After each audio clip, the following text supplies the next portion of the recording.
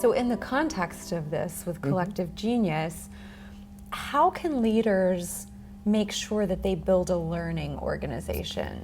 Which is quite fundamental, I think, to being that is a piece of being able to innovate. Because if you can't learn collectively, so it's very different for us individually to learn than for us collectively to learn. And I think one of the things that Peter Senge and others have done a lot of research on, how do you build these learning organizations, and to some extent our own work, I think, is an extension of some of what other people have found. And so I think, again, what they see is a certain kind of culture and an approach to thinking about problem solving that allows you to be open to and learn together.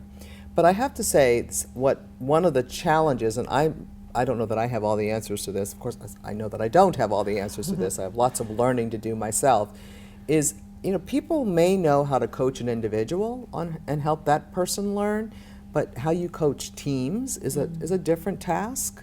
And I think one of the things I've been working a lot with in the executive program I've been working in is, how do you coach teams of people, teams of executives, particularly ones who might be very, they're competing, right? Often because they're in senior teams themselves, but they need to collaborate enough to get constructive work done in a real way.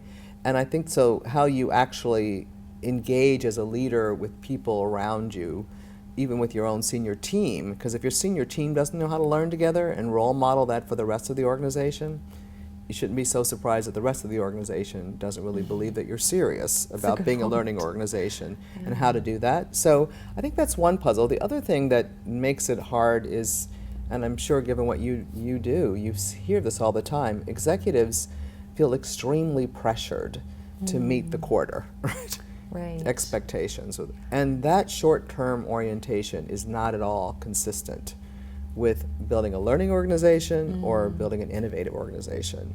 So it takes a fair amount of courage as a leader these days to make the investment necessary to truly deliver on the promise of what you can get if you have this more agile learning kind of organization, which is really at the heart of an innovative organization as well.